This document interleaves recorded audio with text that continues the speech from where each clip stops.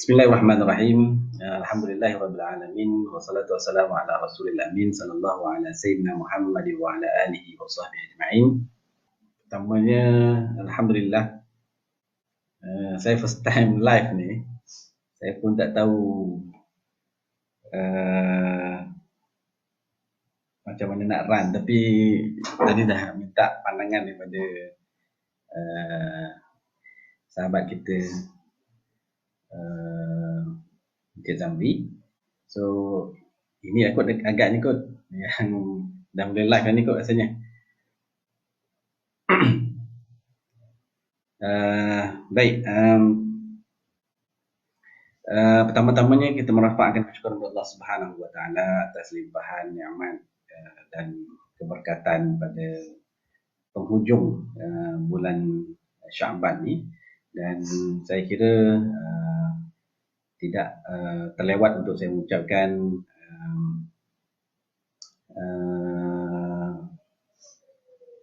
selamat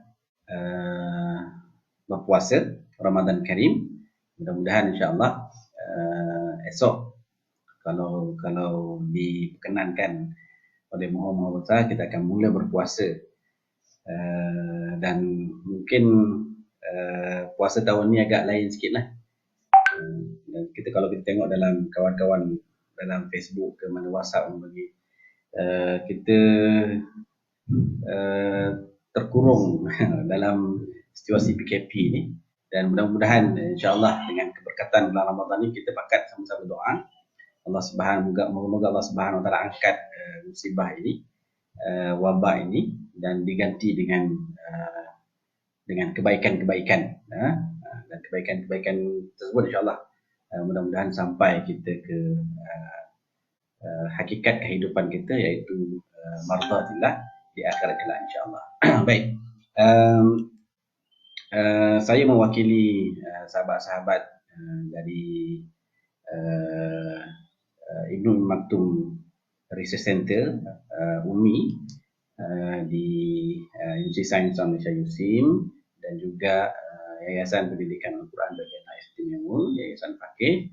Begitu juga rakan kolaborasi kami di JAKIM, iaitu Bahagian Pendidikan dan Pusat Khidmat Keluarga, Sosial dan Kaunseling, ataupun dinama senang namanya adalah KSK Care Center JAKIM. So ini di antara tim yang alhamdulillah Allah Subhanahu wa taala beri sedikit ilmu kepada kami untuk kami kongsikan dalam satu modul yang kita namakan modul rescue, ataupun nama panjang itu adalah bantuan regulasi emosi Qurani bagi individu autism dalam situasi perintah kawalan pergerakan ataupun PKP kita pada sebulan dah kan, sebulan lebih dah insya-Allah. Dan saya kira tidak terlewat juga saya mengucapkan jutaan terima kasih kepada tim autism Persatuan Autism Muslim Malaysia yang memberi saya ruang dan peluang untuk bersiaran melalui platform Facebook Live Autism Malaysia, untuk kita sama-sama share sedikit ilmu yang Allah Subhanahu wa taala titipkan kepada kami, untuk kita melihat bagaimana kita boleh sama-sama membantu. Dan sebelum saya memanjangkan cerita lagi, saya perkenalkan diri saya terlebih dahulu. Namanya Nur Akhyari Muhammad Raus. Nur Akhyari Muhammad Raus. Kalau dalam Facebook tu Akhyari M Raus. Ayah kepada anak autism. Anak saya Muhammad Faris Akhyar. Isteri saya Zahratul Sofia. Dan kami ni boleh dikatakan otai jugalah dalam AM ni. Antara orang-orang yang sama-sama awal-awal dululah yang terlibat secara langsungnya dalam AM ni. Dan untuk makluman tuan-tuan dan puan yang Allah Subhanahu wa taala, kami dikurniakan anak Muhammad Faris Akhyar, autism non-verbal, umurnya dalam 15 tahun. 15 tahun. Dan anak kami tu alhamdulillah itulah seorang-seorang anak kami. Dan ada 2 orang lagi anak angkat. Kedua-duanya mualaf dan kedua-duanya pekak. Dan kedua-duanya juga adalah seorang Cina dan seorang India. Maksud saya itu perempuan lah. Dan seorang tu dah kahwin, yang Cina tu dah kahwin. Dan alhamdulillah kami dah ada cucu lah, cucu angkat. So kalau tengok boleh dalam bidang saya ni adalah bidang saya di USIM, saya mengajar Quran Braille, khusus aplikasi Braille dalam pengajian Quran dan Sunnah. Maknanya bidang saya bidang penglihatan, anak saya pembelajaran, anak angkat saya pendengaran. So pendek kata 3 bidang kategori OKU itu berada dalam rumah saya.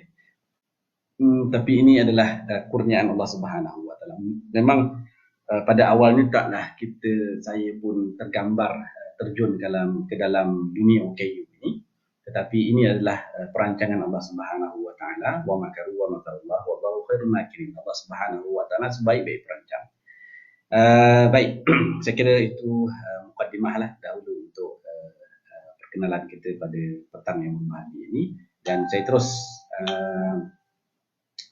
share sikit berkaitan dengan bantuan regulasi. Asalnya bantuan terbit ataupun terdetiknya idea untuk kita bangunkan satu modul ini based on kita lihat dalam Facebook AM jugalah.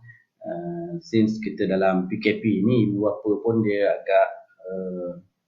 agak boleh saya katakan stres jugalah mencari jalan, sebab biasa anak dah pergi mungkin hantar ke terapi, hantar ke sekolah, hantar ke mana-mana tempat untuk dia sama ada EIP ke Early Intervention Program ke, ataupun speech therapy, occupational therapy dan sebagainya lah.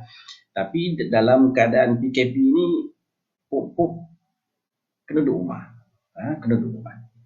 Jadi bagi anak-anak autism especially yang mempunyai rutin, macam anak saya Muhammad Faris ni, rutin dia selain pagi-pagi dia pergi kelas, kita ada kelas kita di Akademi Faqih di Nilai Impian ni, dia ada rutin, dia akan pergi jogging petang-petang tu, dia akan pergi jogging dengan ibu dia. Kemudian kami kalau tiap hari itu kita akan singgah sama ada ke Petron untuk beli roti biskut dia, ataupun ke 7E untuk dia, untuk staff dia. Itu memang tiap hari kita akan lalui, dan kadang-kadang minggu-minggu kita akan pergi hiking bersama-sama. So aktiviti-aktiviti yang banyak. Tetapi dalam PKP ini kita dah duduk di rumah, kita pandang dia pandang kita, dia naik atas, kita turun bawah, semai dia akan berlegar di situ. So yang ini kemungkinan, tapi alhamdulillah kami Muhammad Faris ni dah mudah untuk kita deal dengan dia lah. Tetapi bagi ibu bapa yang mungkin baru diagnose anak dengan autism dan sebagainya, mungkin tak tahu nak buat apa lagi apa lagi yang boleh kita buat untuk anak kita ini, untuk dia stay safe, stay at home, ataupun dia taklah orang kata tantrum, tak boleh keluar dan sebagainya. So benda-benda itu yang kita lihat apabila dalam Facebook ibu bapa dia akan bercerita tentang tu. Makna tak tahu nak buat apa aktiviti-aktiviti lain. So itu di antara benda yang kita orang kata boleh kita katakan sebagai dia punya isu dan permasalahan yang kita identify, kita recognize, dan akhirnya terbitlah modul rescue ni untuk pertamanya untuk membantu individu autism yang mengalami gangguan emosi dan tingkah laku. Keduanya untuk membantu ibu bapa ataupun penjaga ataupun ahli keluarga yang mengalami stres dalam menguruskan rutin harian anak-anak autism, dan akhirnya juga menjadi sebagai satu guideline, garis panduan kepada barisan hadapan ataupun sukarelawan yang terlibat secara langsung untuk menguruskan anak-anak autism kita. So begitu juga dengan satu lagi keluarnya movement control order second phase itu, ada mention kat situ tentang kelonggaran diberikan kepada autism dan OKU untuk di outside therapy is allowed, but dia kata kat situ group therapy is prohibited. Maknanya itu Dr. Asnah dah cerita dah tentang isu ni. Maknanya bukan sewenang-wenangnya kita nak bawa anak kita tu keluar rumah sebab kita takut banyak faktor-faktor yang boleh menyebabkan anak-anak kita ini terdedah dengan COVID-19 ni. So akhirnya ini adalah merupakan, boleh kita katakan, jalan terakhir lah. Kalau dah tak boleh buat apa dan sebagainya, barulah kita bawa keluar pun. Tapi pun bawa keluar pun dalam compound yang sangat selamat lah, sangat selamat untuk anak-anak kita. Baik, kalau tuan-tuan dan puan yang dirahmati Allah Subhanahu Wa Taala, melihat dalam modul, saya rasa masing-masing dah ada modul tu, dah boleh download dalam AM pun dah ada. Kita mengambil pendekatan dengan pendekatan terapi Quran. Terapi Quran ni maksudnya bukanlah Al-Quran tu per se, tetapi maksudnya terapi Quran tu terapi yang bersumberkan Al-Quran, termasuklah sunnahnya, termasuklah amalan-amalan zikir dan sebagainya. So terapi Quran ni biasanya banyak dibahas di Indonesia. Banyak buku-buku yang berkaitan dengan terapi Quran. Tapi di Malaysia ni kalau kita sebut terapi Quran ni dia agak macam kurang popular lah. Tetapi kita alhamdulillah sebagai Muslim, kita kena tekankan balik bahawa the best terapi is Al-Quran. Sebab inilah kebanggaan kita sebagai seorang Muslim. Inilah kebanggaan kita sebagai seorang Muslim yang Allah Subhanahu Wa Taala titipkan kita dengan Al-Quran, yang dengan Al-Quran tu kita kena explore. Kena explore. Banyak dalam Al-Quran itu macam-macam jenis. Kalau kita nak cerita tentang terapi Quran ni panjanglah dia punya cerita, mungkin boleh buat satu slot lain. Tapi saya nak concludekan bahawa terapi Al-Quran ni sebagaimana disebut oleh ulama, dia ada 3 dalam 1. Maknanya dia terapi sebagai terapi pencegah, dia terapi perawat dan juga merawat, dan juga dia terapi sebagai terapi iman ataupun kita sebut sebagai terapi spiritual. Maknanya selain dia mencegah dan dia merawat, begitu juga dia juga adalah terapi iman spiritual pada diri kita dan anak-anak kita. So kita tak boleh nak pisahkan. Itu sebab kita selalu sebut tentang terapi-terapi ini, ibu bapa, kita selalu nasihatkan ibu bapa usahakan any terapi apa yang ada kat luar sana, usahakan. EIP, Early Intervention Program, terapi speech therapy, yes, usahakan.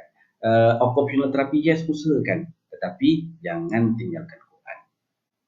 Itu kita punya sebagai Muslim, ini kekuatan kita, ini kehebatan kita sebagai seorang Muslim yang Allah Subhanahu Wa Taala dah titipkan kita, tinggalkan kita dengan Al-Quran, dan tugas kita adalah untuk kita explore apa yang ada dalam Al-Quran itu. Mudah-mudahan, sebab kalau kita lihat dari sudut syifa-nya Al-Quran ini dan dia punya teori asasnya, Allah Subhanahu Wa Taala sebut dalam surah Al-Isra, wa nunazzilu minal Quran ma huwa syifa wa rahmah. 2 benda yang Allah bagi, satu syifa dan satu rahmah.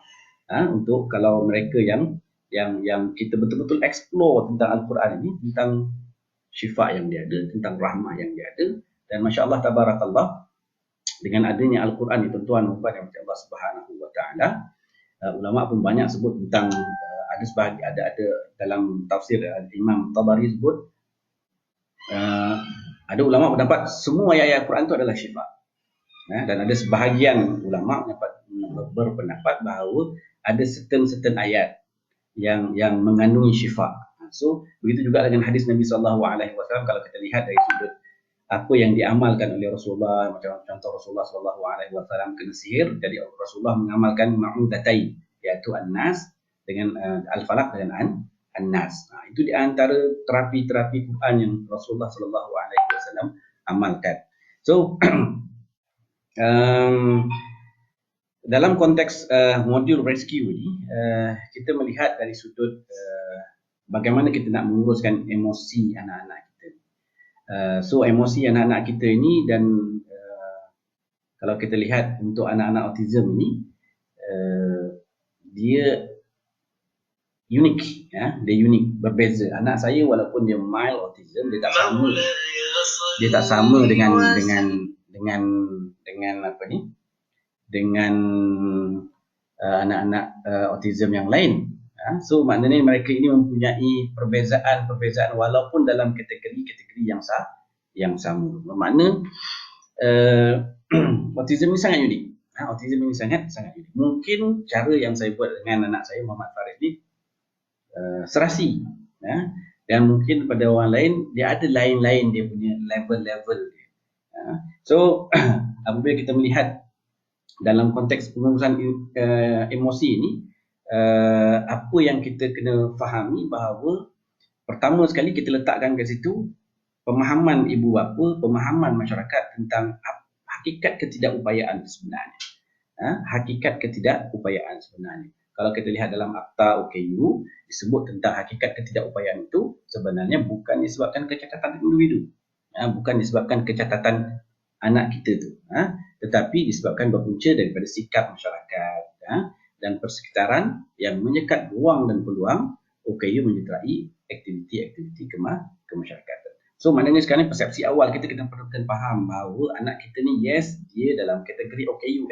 OKU ni adalah label, tetapi di sisi Allah Subhanahu Wa Taala, kalau kita back to Al-Quran, Allah sebut dalam Al-Quran dalam surah At-Tin, laqad khalaqnal insana fi ahsani taqwim. Allah Subhanahu Wa Taala ini menjadikan kita dengan sebaik-baik kejadian. Maksudnya walaupun dia buta, dia adalah sebaik-baik kejadian.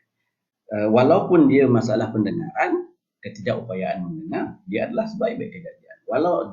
Walaupun dia anak kita ni autism, Down syndrome dan sebagainya, so kita kena faham bahawa dalam ayat ini, konteks ayat ini Allah Subhanahu menyatakan bahawa dia adalah sebaik-baik kejadian. Itu akhirnya apabila kita fikir dalam balik semula, dan kita akan bertemu dengan satu noktah yang menyatakan bahawa sebenarnya kalau kita fikir dalam balik semula bahawa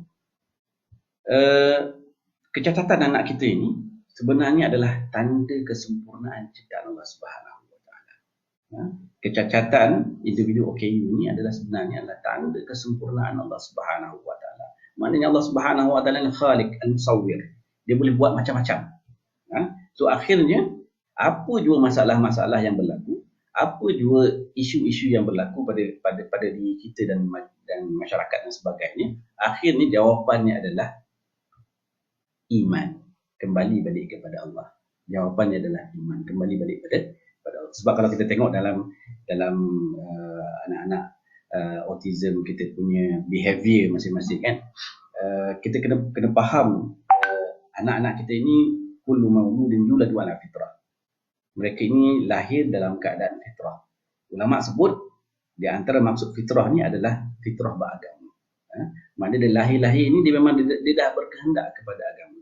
So kita jangan nafikan kehendak mereka ini terhadap agama. So yes, kita usahakan jadikan maksud saya itu anak-anak kita ini kita gunakan apa jua terapi-terapi yang ada, tetapi jangan kita tinggalkan apa yang ditinggalkan oleh Rasulullah SAW, iaitu Al-Quran dan Sunnah.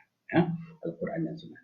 Baik, so di situ kalau kita lihat dalam modul tu juga kita ada letak ada 4 asas terapi Qurani ketika diuji. So yang ini sebenarnya banyak lah, tapi ini kita ambil asas lah. Asas pertamanya asas kuasa iman.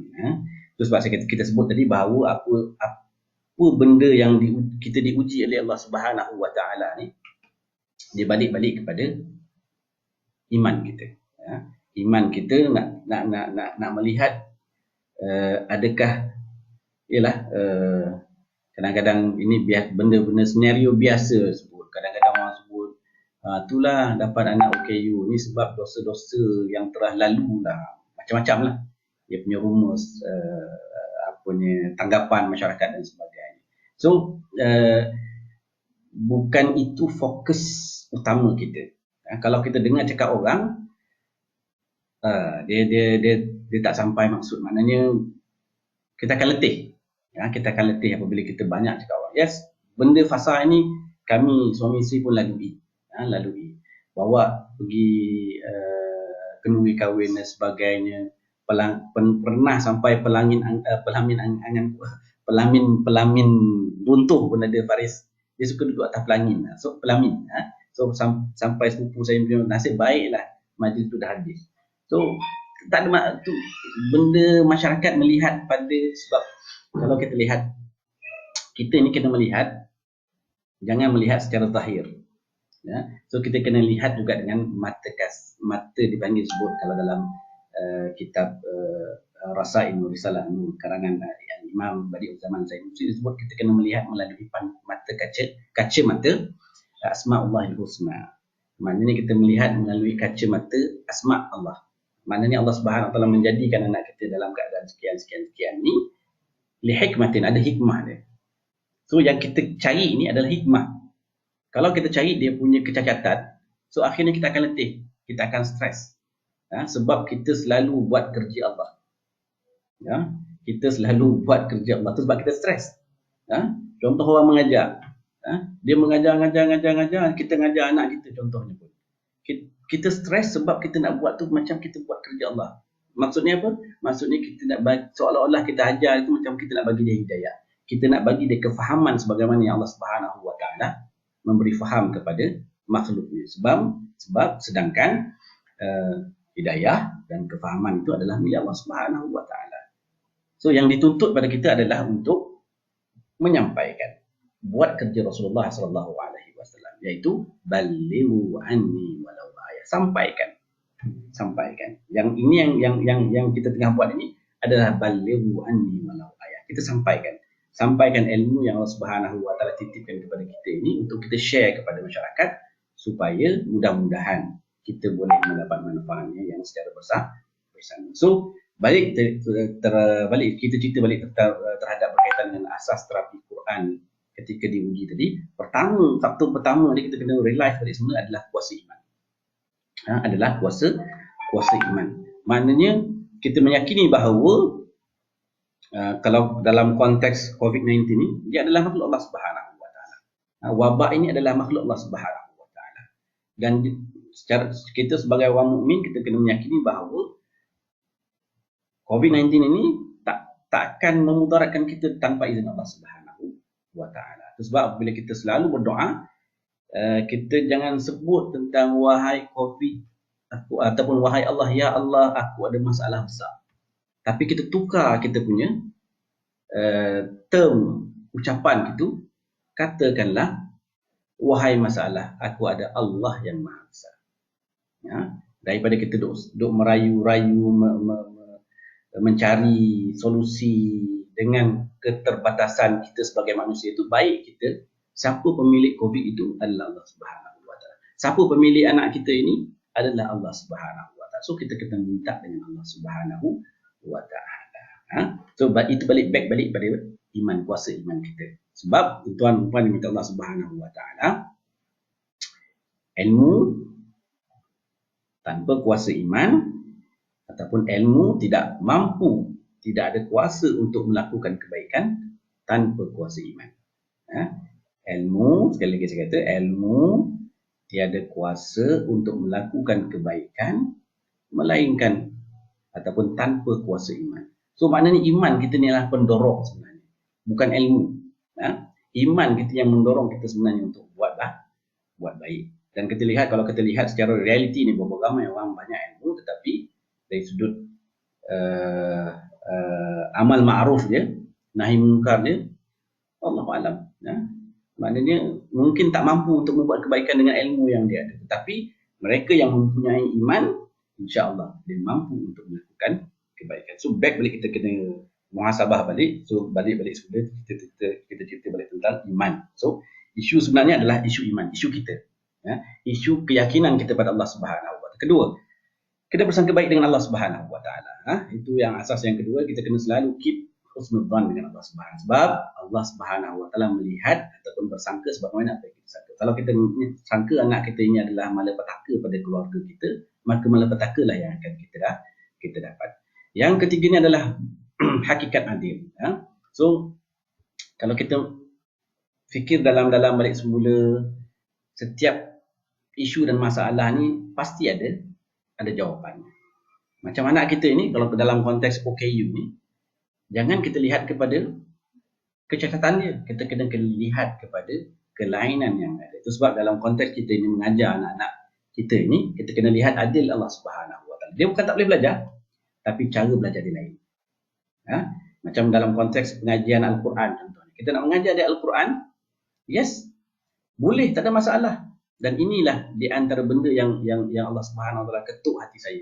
Ketika Faris dalam 3-4 tahun dulu, selalu saya share tentang ni. Apabila umur 3-4 tahun dulu, isteri saya, Sofia sebut, abang ajarlah Faris ni, ajarlah Faris ni Quran. Abang kan ustaz. So term ustaz ni lah dia. So maknanya abang kan ustaz. Tapi apa yang saya jawab ketika itu sebagai mungkin tipikal ustaz, saya kata macam mana nak ajar? Sebab dulu saya belajar Al-Quran, kita pun semua belajar Al-Quran, semua berbunyi kan. Semua berbunyi. Tak pernah kita mengajar, sedangkan anak saya non-verbal kan. So tak pernah saya nak ajar. Saya kata macam mana nak ajar anak Al-Quran? Dia berbunyi pun tak. So ini kita punya persepsi awal terhadap anak kita. Dan kita lupa bahawa di antara kita ni, Allah Subhanahu Wa Taala ada ciptakan satu makhluk yang daripada awal dia lahir sampai dia mati, dia takkan mendengar pun. Dan mulut dia tak mampu untuk bercakap macam mana kita bercakap. Iaitu itulah komuniti OKU pendengaran. So mustahil secara akal ni, mustahil Al-Quran yang kita sebut tadi, wa nunazzilu minal Quran ma huwa syifa wa rahmah itu maksud seluruh alam. Anak-anak OKU ini tak dapat Quran. Ya. Yang paling ironinya, yang menjadi masalahnya adalah kita yang seolah-olah menidakkan Al-Quran itu kepada anak kita. Oleh kerana kita tak tahu dan kita tak nak mencari ilmu, maka akhirnya anak kita tak dapat Al-Quran. Dan ini yang kita sebut di awal tadi, bahawa lakukan terapi yang ada, tapi jangan tinggalkan Al-Quran. Kena explore, ya, kena explore. So, akhirnya apabila Allah Subhanahu Wa Taala nak jadi hati saya, pada satu hari saya baca Al-Quran, Faris dia duduk atas riba saya. Apabila saya baca tu, saya melihat ketika tu memang bacaan ayat tu adalah ayat yang agak sedih. Saya melihat mata dia berkaca-kaca. Saya lihat mata dia berkaca-kaca. Dalam hati saya kata, faham ke dia ni Quran? Faham ke dia ni Quran? Inilah masalah kita. Yang kita sebut tadi, kerja Allah Subhanahu Wa Taala. Kita selalu nak buat kerja Allah. Nak bagi orang faham, nak bagi orang hidayah. Tapi kita lupa bahawa hidayah dan kefahaman itu adalah milik Allah Subhanahu Wa Taala. Tugas kita adalah untuk menyampaikan. Itulah di antara hakikat keadilan yang kita kena faham, bahawa walaupun kita nampak dari satu sudut dia ini cacat, tetapi dari satu sudut ni dia ada kelainan. So kita kena fokus terhadap kelainan. Dan yang terakhirnya adalah hikmah. Asas yang terakhirnya adalah hikmah yang berganda. Maknanya kita sebut bahawa, dan kita sebut juga tadi bahawa hikmah itu dalam hadis Nabi SAW disebut tentang hikmah itu adalah barang hilang bagi orang. Mana benda yang kita tak nampak, ataupun benda yang terkikir. Maknanya apabila kita tengok, jangan kita sebut balik semula, jangan kita melihat kepada kecacatan anak kita. Kita kena lihat apa yang dia kuat. Sebab ibu bapa kena identify. Jangan mengharap guru. Kita hantar anak ke sekolah, berapa lama dia dengan anak kita kan. Tetapi sebenarnya kita adalah the first teacher, first guru. So dalam konteks anak ni, apabila kita berinteraksi dengan OKU ni, kita akan melihat bahawa nampak macam kita mengajar dia, tapi sebenarnya kita banyak belajar daripada dia. Kita banyak belajar daripada dia. Apabila sama juga kita duduk dalam AM ni, ada sebahagian kawan-kawan kita yang ada yang dah sini ni, otai ni tu, kemudian dia bercerita tu. Cerita tu kadang-kadang kalau kita lihat, bukanlah base kalau kita lihat daripada dia punya background dia mungkin dalam pendidikan khas, tak. Background lain kadang disebabkan oleh pengalaman dia menyantuni anak dia, itu yang lebih besar sebenarnya. Pengalaman ini sangat besar. Itu sebab kita selalu bagi tahu kepada ibu bapa dan kita share kepada masyarakat bahawa apa juga isu dengan anak-anak kita ni, mak bapak kena champion. Ibu bapa kena champion. Kena tahu apa, kalau kita selalu sebut, apa kepantangan nenek moyang anak kita. Apa kepantangan nenek moyang anak kita. So apabila kita tahu apa isu anak kita, insya-Allah kita akan boleh lihat kelainan-kelainan kita, kekuatan yang dia ada. So yang itu yang kita akan fokuskan, apa yang anak-anak kita ada. Baik. So untuk modul rescue ni, kita ada, sebelum kita nak melakukan aktiviti-aktiviti itu, kita ada buat persediaan. Persediaan ni kita ada persediaan dua kategori. Persediaannya sama ada kepada anak kita dan juga persediaan kepada ibu bapa ataupun penjaga. Dan akhirnya barulah kita lakukan aktiviti-aktiviti terapi Quran kita, dan kita mengharapkan insya-Allah mudah-mudahan ketiga-tiga elemen ini akan membantu untuk sedikit sebanyak mengurangkan tantrum anak kita, mengurangkan gejala-gejala meltdown dan sebagainya untuk anak-anak kita. Mudah-mudahan dia boleh terkawal dengan aktiviti-aktiviti yang kita jalankan. Okey, untuk persediaan untuk anak-anak individu anak autism ataupun anak-anak autism ni, ada beberapa cadangan lah ataupun saranan. Sebagaimana kita sebut tentang anak-anak autism ni, kita kena fokus on kekuatan dan kelainan yang dia ada. Pertama, amalan kebersihan diri. Yang ini saya kena tekankan betul-betul. Anak-anak kita ini, especially pada anak-anak yang dah meningkat umur. Faris, umur dia dah 15 tahun. So dia dah balik. Dah balik. Jadi saya, kalau jumpa-jumpalah. Kalau tak jumpa tu, time dia keluar ke apa ke dan sebagainya tu, kita rutin saya setiap bulan tu sekali kena mandi wajib. Rutin saya itu setiap bulan, kita macam hari ini untuk persediaan Ramadan, pagi tadi kita dah mandikan dia mandi wajib, buang bulu-bulu yang dia ada, dan kita kadang-kadang ada ibu bapa tanya, macam mana Ustaz, kita faham, ini isu balik dah, faham kan anak saya tentang mandi wajib dan sebagainya. Back balik isu yang sebenarnya kita kata tadi, kalau kita mengajar anak kita ini sebagaimana Rasulullah SAW diajar oleh Jibril alaihi salam tentang Al-Quran, so kita perdengarkan. Masa niat tu kita perdengarkan. Ini belum lagi cerita tentang anak ni taklif ke tak taklif, itu tak apa, sekejap lagi kita akan cerita. Tapi nak ceritakan bahawa dari sudut taharah dia, dari sudut kebersihan diri anak kita ni, kita kena jaga. Sebab ini di antara benda-benda yang kita kira bahawa ada pengaruh terhadap emosi anak-anak, sebab di dalam keadaan tak bersih dan sebagainya. So nombor satu, pastikan kita jadikan amalan kebersihan itu supaya anak-anak kita ini boleh, apabila kita melakukan aktiviti-aktiviti terapi Quran itu, dia lebih senang, mudah untuk serap, sebab dia dah dalam keadaan bersedia dan dalam keadaan yang bersih. Baik, nak cerita tentang taklif ke tak taklif. Okey, baik. Ini isu biasa kita dengar. Pertamanya, saya bukan mufti untuk memberi fatwa, tetapi kita bekerjasama dengan baru ni kita ada buat tahun lepas lah, actually kita ada buat panggil semua kategori-kategori wakil kategori-kategori OKU ni untuk kita kumpulkan data dan maklumat tentang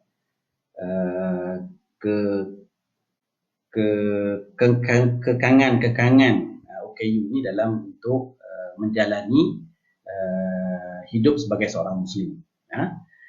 So kalau dalam konteks taklif ni, dalam kitab-kitab fiqh kita melihat bahawa konteks OKU penglihatan, OKU pendengaran, dia taklif. Dia taklif.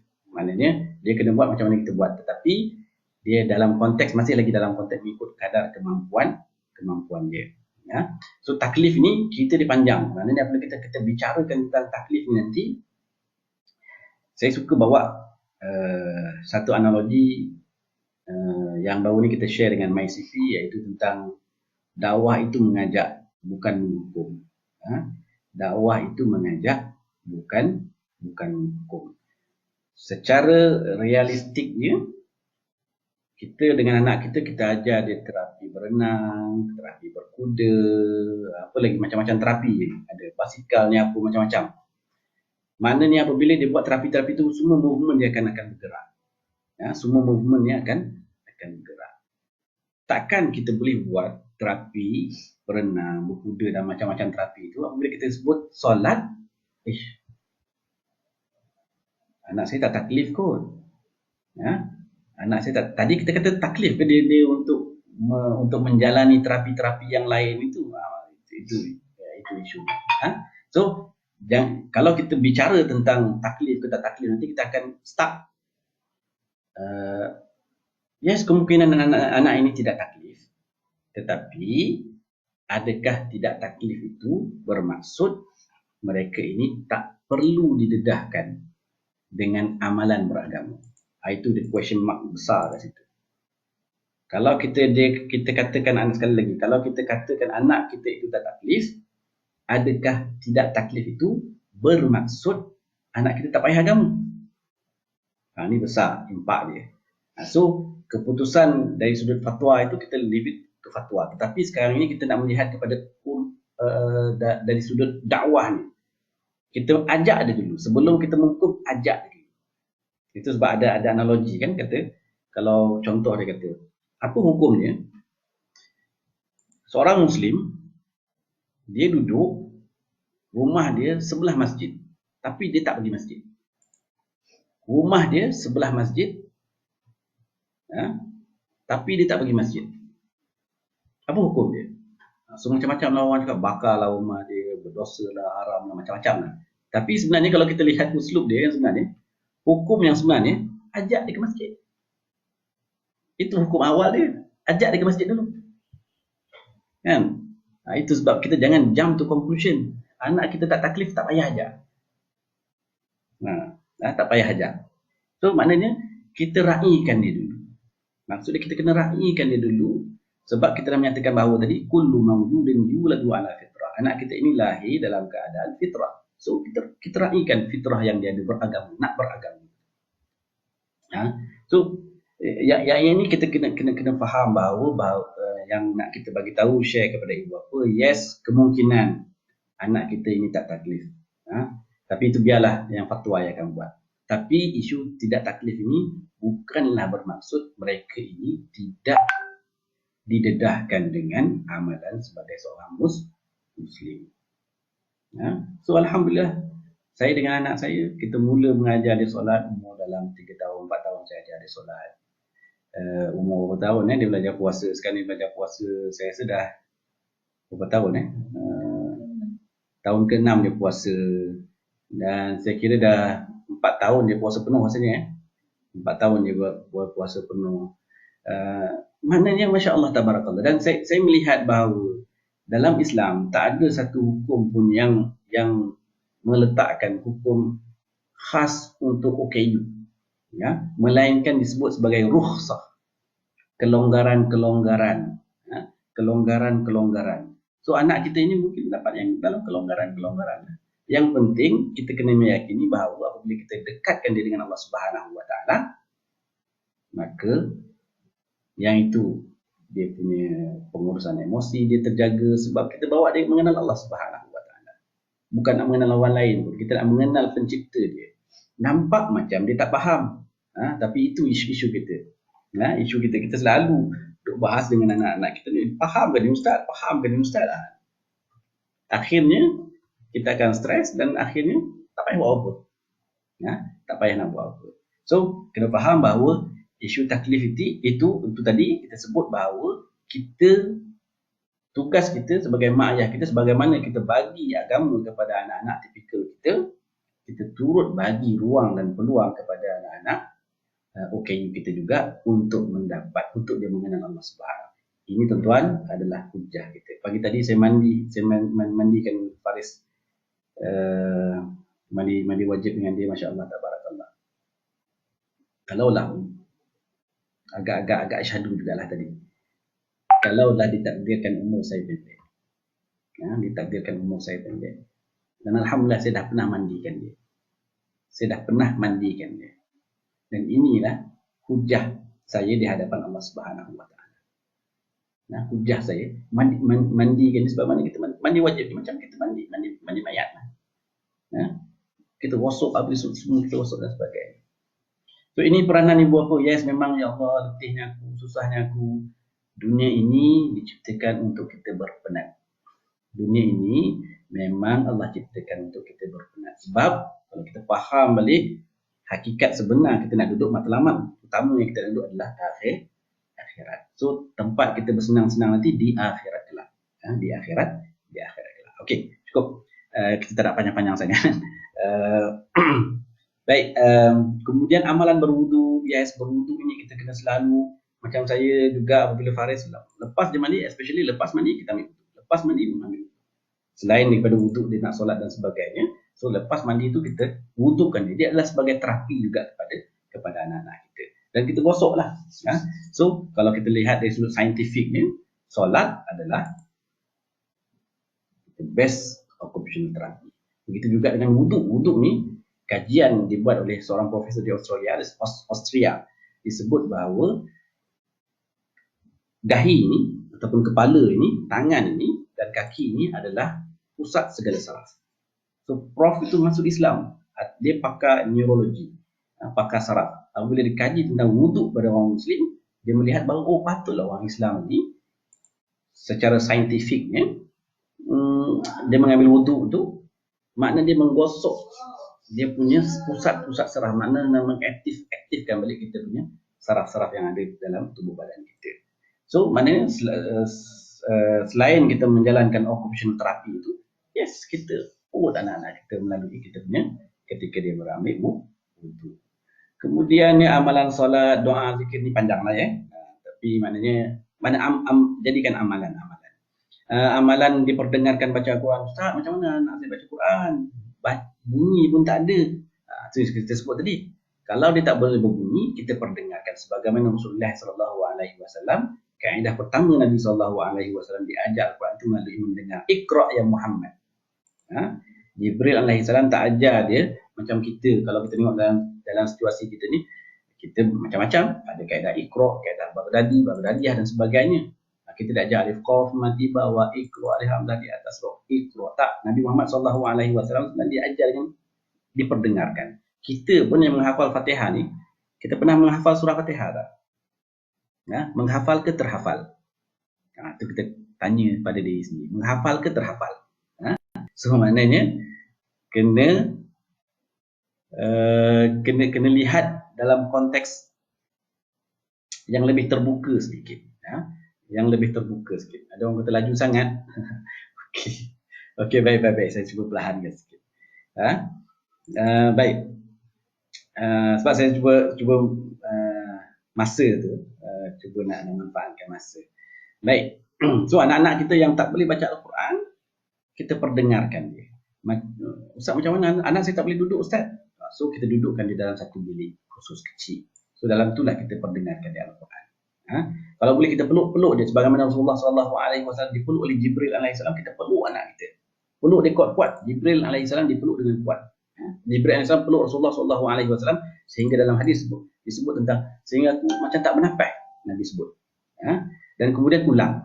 Itu tiga teknik membaca Al-Quran ataupun belajar Al-Quran untuk anak-anak istimewa kita, especially anak-anak autism ni. Pertama, kita perdengarkan. Di samping perdengarkan tu untuk kaedah yang kalau yang tak boleh mendengar tu kita lihat dalam Al-Quran. Anak kita juga kita lihat, anak autism kita perlihatkan Al-Quran. Keduanya kita peluk dia. Kalau yang hyper ni, yang tak boleh duduk dia, kita peluk dia. Dalam bilik tu kita peluk dia, biar dia dengar secara terlepas. Peluk dia, lepas. Macam itulah Jibril AS menyampaikan wahyu yang pertama kepada Rasulullah SAW. Ataupun yang boleh duduk diam, kita talaqi dan musyafahah, duduk duduk talaki dan musafah dia berhadapan dengan dia. Yang ketiga ni kena ulang. Macam kita dengar lagu Hindustan, kita hafal lagu Hindustan macam mana? Sebab kita selalu dengar. Kita dengar tahu. Kalau kita bawa lirik lagu Hindustan dalam bahasa Urdu tu boleh kita baca. Kalau kita tak belajar bahasa Urdu tu tak boleh baca. Tapi kalau berkaraoke, insya-Allah tabarakallah. Baik. Kemudiannya amalan pemakanan seimbang, ya sini pun ibu bapa pun masya-Allah tabarakallah faham dah tentang makanan. Tidur pun juga gitu jugalah. Kena dijadualkan dia tidur. Dan biasanya saya dengan kami di rumah ni pagi tu kita biasa perdengarkan Faris ni dengan surah Al-Waqiah. Ada kajian, saya tak nak cerita panjang-panjang, tapi di antara disarankan pagi tu kita perdengarkan surah Al-Waqiah. Dia ada apa dipanggil beta, alfa itulah. Kemudian malam itu kita biasa perdengarkan dia dengan surah Al-Mulk. Itu di antara dua benda surah, dan kita tambah lagi dengan ruqyah dan sebagainya. Ini untuk dia tidur tu lebih tenang. Okay. Amalan penceritaan, ini biasalah untuk ibu bapa yang anak-anak yang mempunyai rutin yang terlalu rigid, dia kena banyak cerita lah. Dulu Faris juga rigid juga, tapi alhamdulillah kita dah berhenti. Semenjak kita ada kelas Al-Quran dengan dia ni, dia tuan-tuan dan puan Allah Subhanahu Wa Taala, akhirnya yang merubah anak kita ni adalah Al-Quran. Kami di Yayasan Fakih itu, kita ada akademi Fakih kita ni, akhirnya kita pandang balik anak-anak ni, nak kata handalnya kita mengajar ni tak ada. Tapi yang sebenar-benar yang merubah anak-anak kita ni adalah Al-Quran. Al-Quran tu yang merubah. Kita ini adalah sebagai wasilah. Al-Quran itu merubah, kita ini adalah wasilah. Kemudian amalan memberi rangsangan positif, penglibatan, setiap penglibatan, yes. Ini kalau guru-guru, ibu bapa pun macam tu juga, kita kena bagi dia motivasi. Dia dapat buat sikit, oh bagus, tepuk tangan dan sebagainya.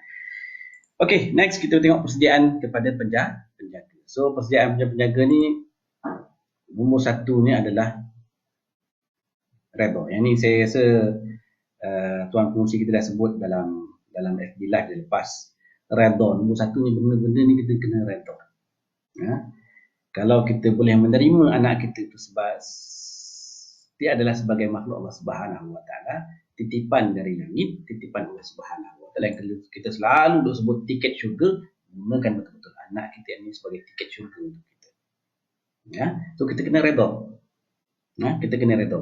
Baik kita kena redha. Kalau kita tak redha, dia akan menyebabkan fasa pengembangan anak-anak kita itu akan terganggu, disebabkan bukan sebab anak, disebabkan kita. Itu sebab selalu kita bagi tahu dengan asatizah kita, kalau anak-anak itu ada masalah, yang istighfarnya bukan dia, kita.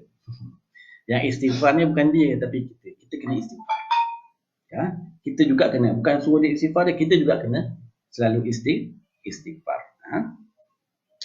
Yes, perbentukannya sebagaimana kita sebut tadi,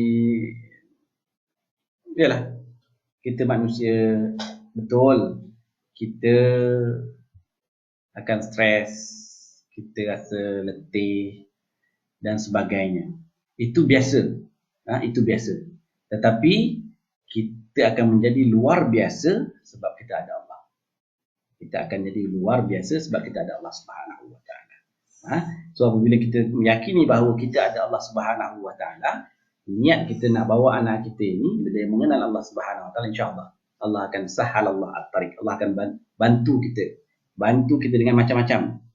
Bantu kita macam. Kadang-kadang tuan-tuan dan puan minta Allah Subhanahu Wa Taala, kadang-kadang Allah Subhanahu Wa Taala tak bantu secara 100% kepada anak tu. Sebab Allah ada 3 jawapan kan. Dalam kita berdoa ni, kita Allah ada 3 jawapan. Sama ada dia Allah kata yes, automatically Allah makbulkan. Ataupun Allah kata okey, mungkin Allah tangguhkan. Yes, tapi Allah akan tangguhkan. Ataupun satu lagi, Allah kata apa? Aku ada best plan untuk Allah, bukan untuk tu. Ada lagi plan yang baik. Dan sebaik-baik plan dia adalah anugerah syurga daripada Allah Subhanahu Wa Taala. Okey, begitu juga dengan menjaga kebersihan ibu bapa pun juga kena jaga kebersihan. Kalau kita nak ajar dia Al-Quran, kita juga kena bersih dan sebagainya. Pusatkan usaha, yes. Yang ini yang kita effort oriented. Kalau kami di Yayasan Fakih, Akademi Fakir kita dah beritahu ibu bapa yang nak menghantar anak-anak kita kat Yayasan Fakir, Akademi Fakir ni kita bagi tahu bahawa kami ini pusat effort oriented. Kita ni bukan macam pendrive tau. Anak saya nak, Ustaz anak saya nak pandai Iqra lah, ambil pendrive, cucuk pendrive, dia pandai Iqra. Tak, bukan. Kita ni effort oriented. Maknanya guru buat, ibu bapa juga buat. Ibu bapa tak boleh 100% menyalahkan, menyerahkan segalanya kepada guru. So guru dia akan buat part dia lah. Tapi ibu bapa kena ada kesinambungan apa yang dijalankan di sekolah. Istiqamah, yes, kena istiqamah walaupun sedikit. Sebab ini yang disuruh oleh Allah Subhanahu Wa Taala, melazimi istighfar, yes, kita kena melazimi istighfar, bersyukur. Yang ini pun benda-benda yang kadang simple kita rasa. Kalau kita kata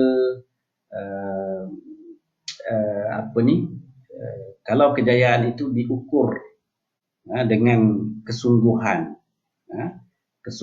tetapi kebahagiaan itu diukur dengan banyak disyukur. Maknanya kalau kita nak tahu kita ni bahagia tak bahagia, so kita kena cek balik berapa banyak kita bersyukur kepada Allah Subhanahu Wa Taala. So begitu juga kalau kita meneliti balik semula makanan. Esok kita akan berperang dengan nafsu kita. Makan tak makan ke tak makan, kan? Makanan ini dia tak mampu nak memberi kita kenikmatan.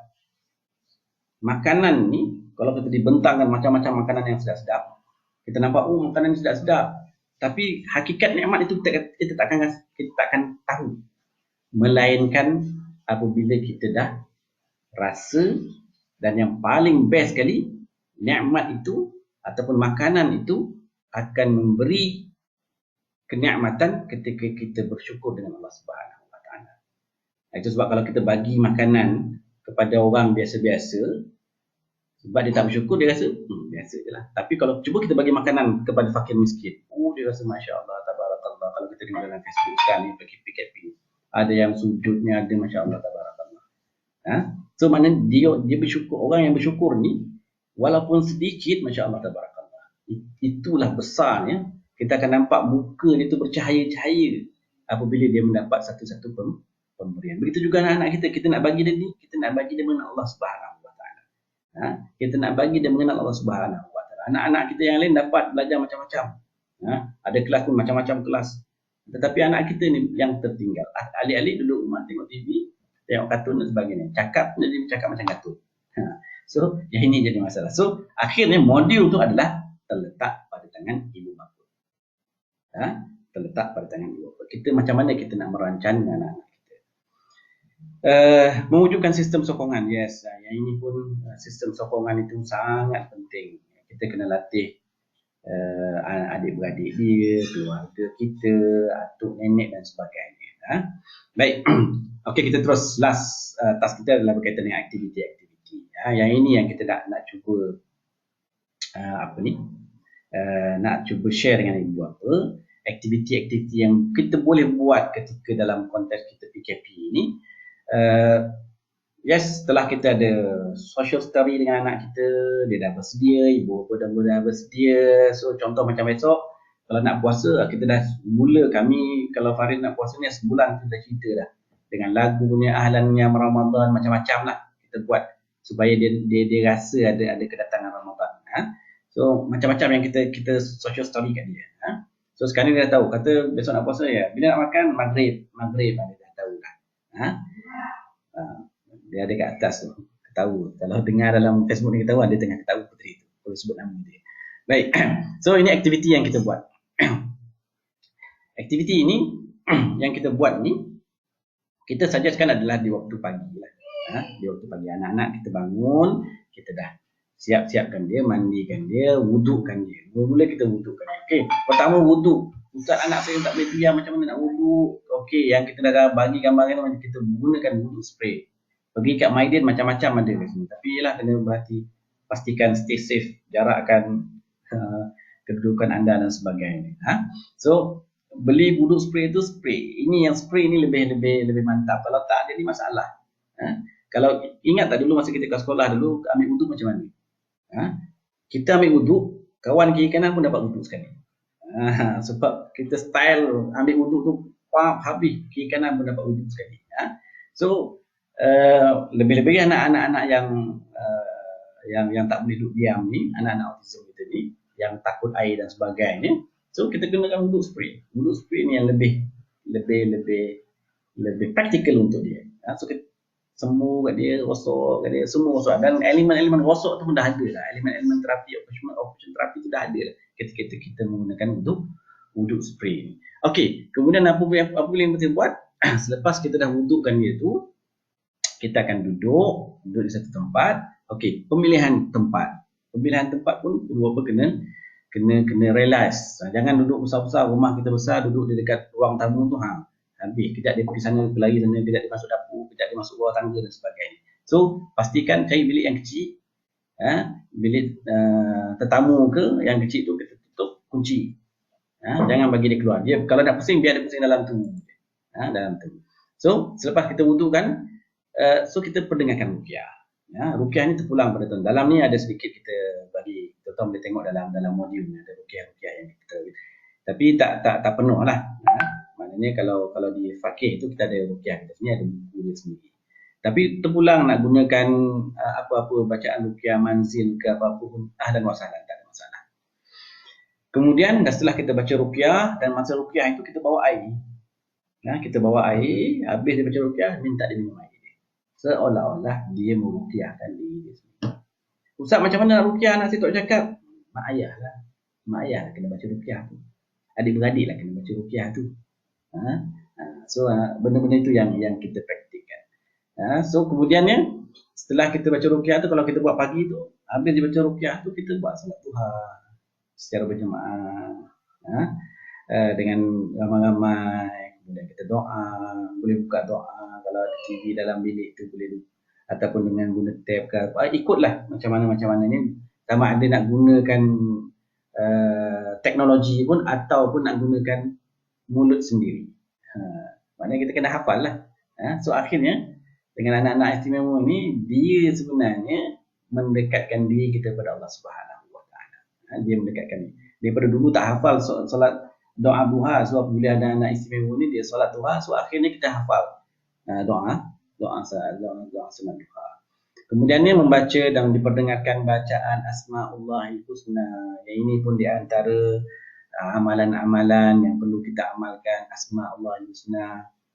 Maknanya dalam Al-Quran tersebut tentang kita berdoa itu dengan menggunakan Asma'ullahil Husna, supaya kita tahu bahawa siapa sebenarnya, hakikat sebenarnya. Kalau kita kata Ar-Rahim, hakikat penyayang sebenarnya adalah Allah Subhanahu Wa Taala. Kita nak faham macam tu. Al-Malik, Al-Quddus, sebenarnya hakikat sebenarnya adalah Allah Subhanahu Wa Taala. Al-Musawwir, siapa yang sebenarnya menjadikan, adalah Allah Subhanahu. So apabila kita hidup kita ni, setiap kali kita relatekan dengan Allah Subhanahu Wa Taala, banyak masalah akan selesai. Kemudian kita membaca dan mendengarkan selawat ataupun zikir. Ikut, kalau anak-anak kita dah ada selawat-selawat yang dia dah suka, tak ada masalah. Gunakan selawat-selawat yang zikir-zikir apa yang dia dah suka dan sebagainya. Dan yang terakhirnya boleh sedikit kita gunakan melakukan senaman otak yang punya elemen-elemen bingung. Buatlah sedikit aktiviti-aktiviti rekangan. So ini di antara benda-benda yang boleh kita buat selain daripada aktiviti-aktiviti yang lain bersama dengan anak-anak kita. Tapi inilah aktiviti-aktiviti yang kita perkenalkan ataupun yang boleh kita katakan sebagai aktiviti-aktiviti untuk kita calm down anak-anak kita, nak dia rasa tenang, relax balik apabila dia mendengar ayat-ayat Allah Subhanahu Wa Taala. So saya kira itu sahaja yang boleh saya sampaikan dalam keterbatasan masa ini. Saya rasa cukup sejam ni ya. Ada soalan ke? Saya tengok kat sini. Okey, tak ada soalan. So semua bagi salam. Waalaikumsalam warahmatullahi wabarakatuh. Dan akhir apa yang saya nak sebut, kalau tengok dalam modul yang kita ada ni, kita ada aktiviti. Kalau contoh anak kita tengah tantrum, kita nak tantrum, So kita boleh relate apa yang kita ambil daripada hadis Rasulullah sallallahu alaihi wasallam, bagaimana Rasulullah sallallahu alaihi wasallam mencadangkan kita apabila tengah marah. Tantrum ni pun ada elemen-elemen marah jugalah, ada benda-benda dia tak dapat. So apabila benda-benda yang dia tak dapat ini, dia marah ini, pertama ni kita ubah kedudukan. Kalau dia tadi dia tengah berdiri, kita dudukkan dia. Kalau dia duduk pun dia marah juga, kita minta dia bagi. Kalau baring tak boleh juga, kita peluk dia, peluk anak kita dengan cakap benda-benda yang positif. Peluk dia, cakap benda-benda yang positif, kita minta maaf dan sebagainya. Peluk dia kuat, relax, peluk dia sampai dia dada bertemu dada. Biar dia ada elemen mendengar kita punya degupan jantung kita. Kalau dia kecil tu letak dia kepala dia dekat dada kita. Sampailah ke tahap apa ni yang kedua tu, kita ambil dia wuduk, ataupun dia tak boleh juga dia tak boleh tenang, last kali kita mandikan dia. Biar sebab marah itu adalah api. So bagaimana kita nak padam api itu adalah dengan cara kita mandikan dia. So kemudian selain itu, di antara cadangan ataupun saranan daripada hadis Rasulullah sallallahu alaihi wasallam, sebagaimana disebut oleh Rasulullah sallallahu alaihi wasallam, apabila salah seorang daripada kamu berasa marah, hendaklah dia diam. So kadang-kadang marah tu bukan dia, kita pun marah. Mak ayah pun marah. Dah cuba teknik ni tak boleh, wrestling tu tak boleh, pakai kungfu, taekwondo pun tak boleh dan sebagainya, kita pun marah. So kita kena diam sejenak, istighfar, astagfirullahaladzim, cari tindakan yang rasional. Tindakan rasional apa yang boleh kita buat. Dan yang terakhir sekali, tenang sebelum buat keputusan. So kita kena tenang. Dalam kita nak membuat keputusan dengan anak-anak kita ni, Nabi mengajarkan supaya kita tenang. Jangan tergopoh-gapah untuk membuat keputusan. So akhir nanti akan menyebabkan hati-hati. Anak-anak kita ni dia bukan tak ada hati tau. Dia ada hati. Dia ada perasaan. So dia pun tahu sama ada mak ayah dia ni sayang ke ataupun sayang-sayang dengan dia. So dia boleh tahu. Anak kita ni ada sixth sense. Dia ada sixth sense. Macam tu dengan guru-guru pun kita sebut macam tu. Anak-anak murid ni kita tahu. Dia macam mana dia boleh tahu sama ada guru dia ni betul-betul sayang kat dia ataupun sayang-sayang kat dia. Dia kan beza kan, main dengan main-main. So maknanya gitu. Maknanya perlu kita sayang anak-anak kita ni. InsyaAllah sayang ni dia tak borderless, dia tak ada border. So dia akan menerima kita. Akhirnya dia akan menerima. Tapi kita kena bagi kata-kata yang positif dengan keadaan yang tenang. Dia tak boleh marah sama dengan marah. Dia tak boleh jadi. Dia tak boleh jadi. Baik.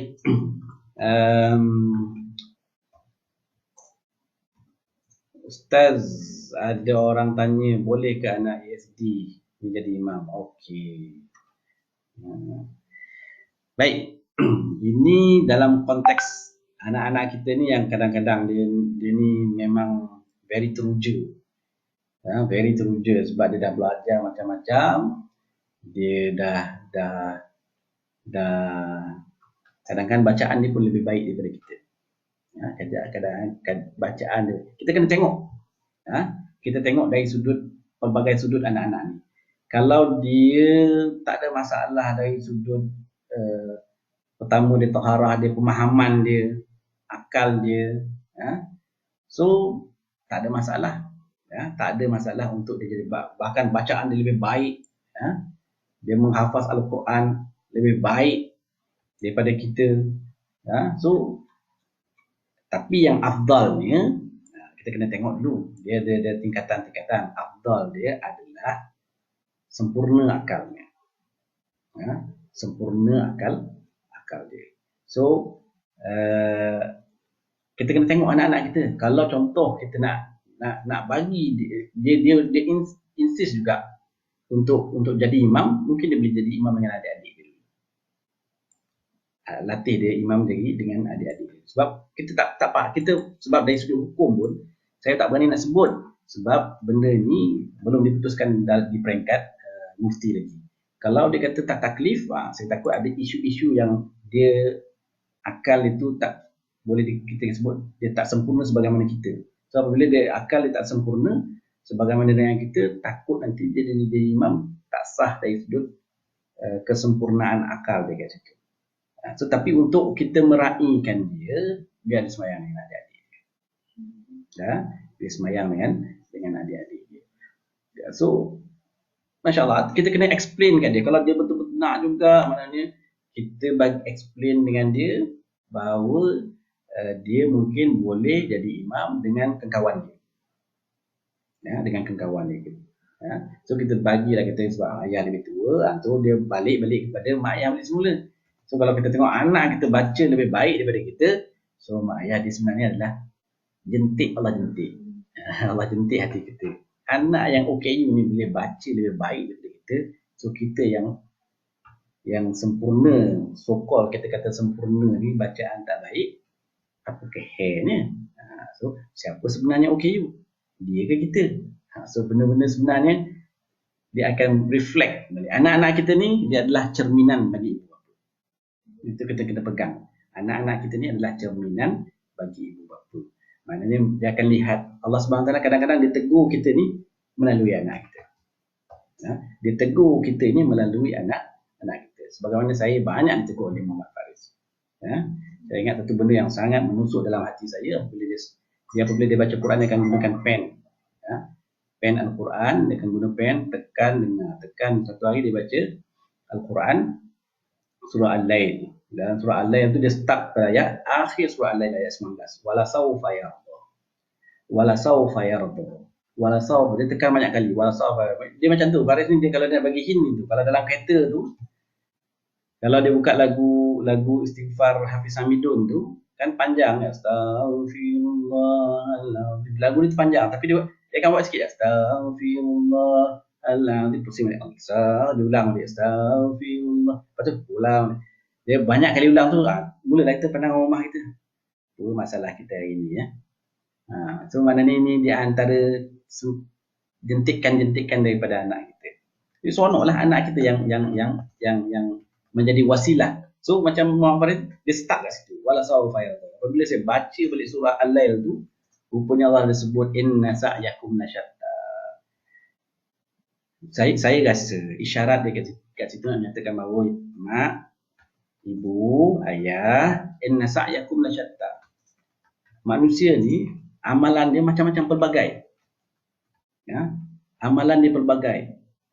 Maknanya ada yang nak fokus anak kita dengan terapi ni, dengan terapi tu dan terapi ni dan sebagainya. Pelbagai. Amalan kita ni pelbagai. Tapi akhirnya seolah-olah Faris nak bagi tahu kami bahawa mak jangan risau apa yang mak buat ni, usaha-usaha mak ayah buat ini, akhirnya apa yang kita nak? Wala sawfa yarda. Akhirnya kita nak Allah Subhanahu wa taala meredai. So ini dia antara benda-benda teguran-teguran yang kami dapat melalui anak kami sendiri, dan masya-Allah tabarakallah tuan-tuan dan puan yang dirahmati Allah Subhanahu wa taala. Sekali lagi saya menasihati diri saya, telinga saya paling dekat dengan mulut saya, supaya melihat anak kita ini adalah sebagai anugerah daripada Allah Subhanahu wa taala. Anugerah daripada Allah Subhanahu wa taala. Dan keduanya kita kena melihat bahawa kita kena bangga kita sebagai seorang muslim. Bangga sebagai seorang yang beragama Islam. Sebab orang Islam ni dalam hadis Nabi sallallahu alaihi wasallam, Nabi sallallahu alaihi wasallam sebut ajaban li amri mu'min. Nabi kata orang mukmin ni takjub kita tengok orang mukmin. Orang yang beriman ni kita akan takjub kalau diuji, dia akan syukur dengan Allah Subhanahu wa taala. Sebab dia nampak siapa sebenarnya yang menguji. Kalau diuji dengan musibah, dia tetap redha, sabar dan sebagainya. So ini di antara kekuatan yang ada pada orang-orang Islam itu sendiri yang perlu kita explore, yang perlu kita cek balik diri kita. So dengan keberkatan Ramadan ini, mudah-mudahan kita boleh explore lagi. Kita boleh explore lagi Al-Quran tu, baca. Kalau tuan-tuan dan puan rasa resah, gelisah dan sebagainya, buka je Quran. Quran ini ulama sebut ini adalah di antara interaksi kita dengan Allah Subhanahu wa taala. Buka je Quran, insya-Allah Allah akan bantu. Ya, Allah akan bantu. Kalau rasa sangat stres dengan anak-anak ni, buka je Quran. Dan nak paling sedap sekali, itulah saya pun kena nasihat diri saya sendirilah dengan keberkatan ulama, kena rajin tahajud. Kena rajin tahajud, minta dengan Allah. Minta dengan manusia ni kita akan kecewa. Biasanya kadang-kadang kita akan kecewa, tapi minta dengan Allah Subhanahu wa taala ni pasti tak akan kecewa. Ya, pasti takkan kecewa. Jadi saya kira itu cukup sekadar itu perkongsian dengan modul rescue yang kita bangunkan. Untuk asalnya adalah untuk PKP ni, tetapi insya-Allah benda ni tuan-tuan, ibu-ibu, ayah-ayah yang dirahmati Allah Subhanahu wa taala boleh amalkan. Boleh amalkan, boleh jadikan sebagai panduan untuk kita di rumah, buat di rumah. At least ini benda yang kita rutin kita dengan anak kita. At least rutin kita dengan anak kita. Belum cerita lagi macam mana ajar solat. Insya-Allah ada masa nanti kita akan berkongsi macam mana nak ajar solat, macam mana nak ajar puasa. Panjang ceritanya tu. Tapi dalam keterbatasan masa ini kita nak cerita tentang apa aktiviti yang kita boleh buat. Pertama tadi kita kena ada persediaan dari sudut anak, persediaan dari sudut mak ayah dan penjaga dia. Dan yang keduanya kita dah list out beberapa aktiviti-aktiviti yang boleh kita amalkan untuk anak-anak kita supaya kita nak juga dia merasai indahnya hidup beragama. Bukan kita seorang je nak dapat agama ni, kita nak juga anak kita juga dapat merasai indahnya hidup beragama. Jadi itu sahaja yang saya boleh sampaikan sebelum akhirnya. Kalau dalam tu kita selalu sebut tentang anak-anak kita ni. Yes, mungkin Allah Subhanahu wa taala kekang, tarik keupayaan dia untuk dia berfikir macam sebagaimana kita berfikir. Tetapi kita kena ingat, realize bahawa Allah tak pernah tarik kemampuan dia untuk berzikir. Sedangkan binatang, haiwan yang ada di makhluk Allah Subhanahu wa taala yang ada di luar sana itu turut berzikir kepada Allah Subhanahu wa taala, takkan anak-anak kita. Takkan anak kita yang comel-lote ni, anak kita yang sehat tubuh badan ni, tak nak kita perkenalkan dengan menyebut nama Allah Subhanahu wa taala. So, dan satu lagi tuan-tuan dan puan yang Allah Subhanahu wa taala, jangan lupa dengan keberkatan bulan Ramadan ini, ajar anak kita untuk berdoa. Ustaz, macam mana anak saya tak boleh cakap? Yes, kalau dia tak boleh cakap, kita bisikkan kat telinga dia. Bisikkan kat telinga dia untuk dia doakan. Bantu doakan kita. Kita kata anak kita tadi tiket syurga kan? Anak kita ni tiket syurga. So kita doa minta anak kita, ya Allah. Doakan anak kita, ya Allah. Cakap dengan anak kita, ya Allah, muliakan ayah kami, ya Allah. Ya Allah, muliakan ibu kami, ya Allah. Dia telah bersusah payah. Kalau nak selalu nak touching lagi, dengarlah Aikim. Itu ada doa guru saya, Muhammad Ashraf Zakwan, anak Tuan Haji Zaini. Dia ada doa dia, ya Allah, ya Tuhan kami. Macam-macam doa dia. Mudah-mudahan Allah Subhanahu wa taala menempatkan kita nak supaya dia ni kita kata tadi tiket syurga. Anak syurga. Anak syurga, dan kita sebut dalam ni biar digelar OKU di dunia, bukan OKU di akhirat. Sebab OKU di dunia ni kita gelar dia anak syurga, tapi OKU di akhirat, wa na'udzubillah, mereka digelar sebagai ahli neraka. So titipkan doa, bisikkan ke telinga anak-anak kita supaya dia mendoakan kita. Ini adalah senjata kita. Gunakan bicara tanpa hijab itu supaya dia bagi tahu Allah Subhanahu wa taala, kita, ya Allah, ayah dan ibu saya ini ada usaha untuk memperkenalkan aku kepada ataupun saya kepada Allah Subhanahu wa taala. Wa bihadza, yang baik itu datang daripada Allah Subhanahu wa taala, kekurangan itu datang daripada diri saya sendiri. Terima kasih banyak-banyak yang sudah mendengar. Mudah-mudahan ini adalah hujah kita di hadapan Allah Subhanahu wa taala, hujah kami di hadapan Allah Subhanahu wa taala, hujah kami di USIM, hujah kami di Yayasan Fakir, di Jakim, di Autism Muslim Malaysia, dan tuan-tuan yang mendengar ni adalah sebagai kita punya saksi.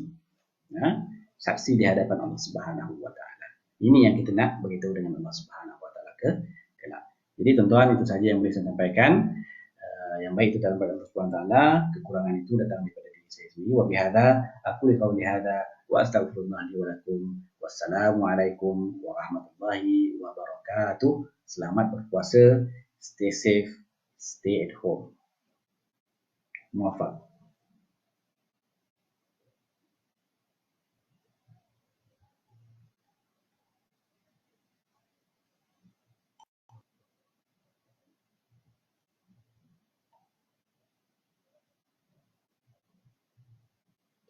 Tentu.